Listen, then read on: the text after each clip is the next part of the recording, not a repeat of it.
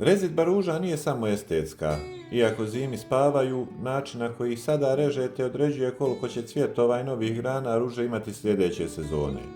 Ja sam prošle zime testirao 3 različite metode rezidbe ruža, ili da se bolje izrazim, nisu to metode, to je dužina rezidbe grana, gdje sam jednu ružu rezao minimalno, drugu srednje i treću oštrim rezom, to jest ostavio sam jedva 1/3 grana.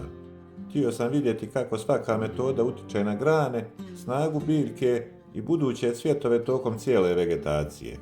Svaka metoda daje drugačiji učinak i sada nakon godinu dana ću vam detaljno prenijeti iskustvo.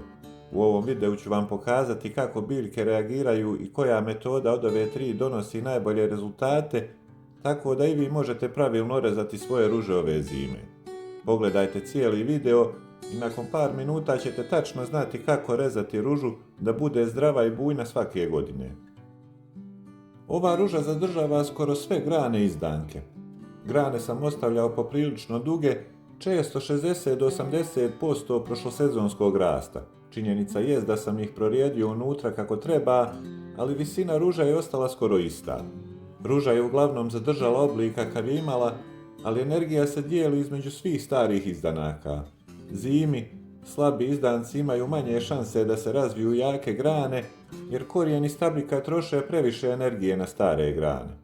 Mana ovakve rezidbe, mladi izdanci rastu sporije ili ih nema skoro nikako, jer snaga biljke nije koncentrisana na nove grane.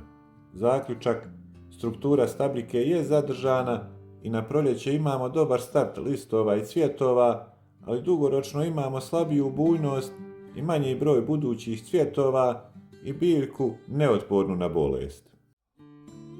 Ova ruža je skraćena otprilike do pola, dio starih grana uklonjen, dio ostavljen.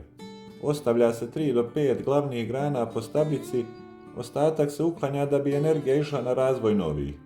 Biljka će u ovom slučaju zadržati osnovni oblik i počet će stvarati jače izdanke.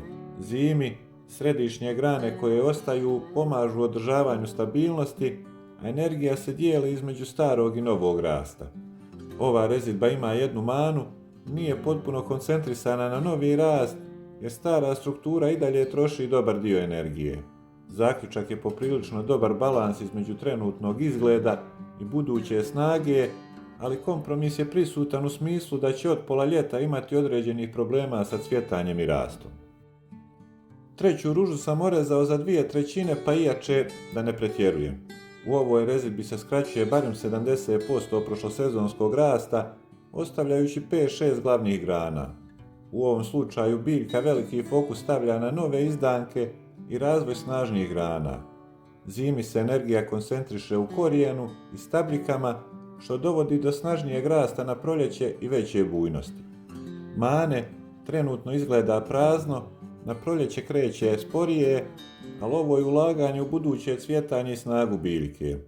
Prednost, dugoročno gledano imamo najviše novih grana i najzdraviju stabljiku tokom cijelog ljeta i s najvećim potencijalom za veliki broj cvjetova. Kada imate starije ruže, tu je stare grane najbolje skratiti na 1/3 maksimalno, a može i kraće ako su previše duge, a mlade koje su narasle ljetos možete ostaviti nešto duže, ali njih treba skratiti barem na polovinu. Kratka rezidba možda izgleda onako malo nezgodno, ali dugoročno je najbolji izbor za zdravu i bujnu ružu kad dođe sezona cvjetanja. Za ovaj video toliko, do sljedećeg, lijep pozdrav!